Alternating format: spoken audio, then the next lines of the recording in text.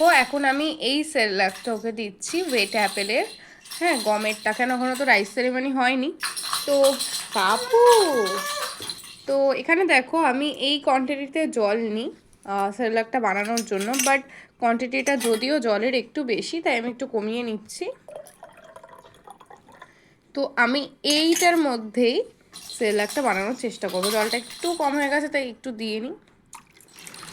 তো আমি সেরেলাকটা বানানোর পর তোমাদের দেখাচ্ছি কিরম। তো দেখো আমি এখানে সেরেলাকটা গুলে নিয়েছি, আর কতটা ঠিক করে গুলেছি দেখতেই পাচ্ছ। আমি চেষ্টা করছি যাতে খুব তাড়াতাড়ি আমার বাচ্চা গিলতে শেখে, এটা কিন্তু খুব ইম্পর্টেন্ট।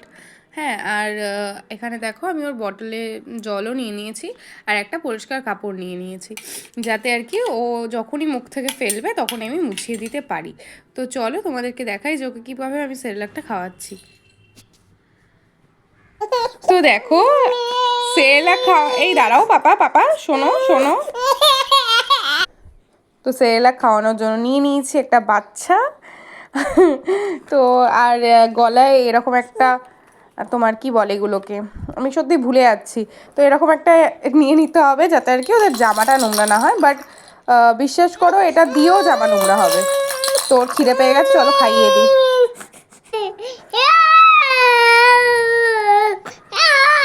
আচ্ছা নাও নাও নাও, খেয়ে নাও খেয়ে নাও, খেতে খেতে কথা বলো।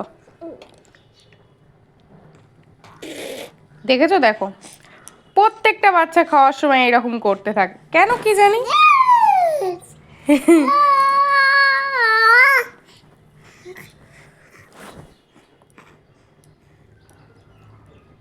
আবার করো, ওইরকম করো আবার।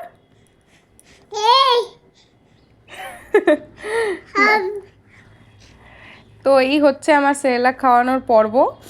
তো বাচ্চাদেরকে না জলের সাথে সেরেলাক দিলে বাচ্চারা অতটা ভালো খায় না, কিন্তু যদি আমরা একটুখানি দুধের সাথে ওকে সেরেলাক দিতে পারি তবে কিন্তু বাচ্চারা এরকম চেয়ে চেয়ে খেতে পারবে।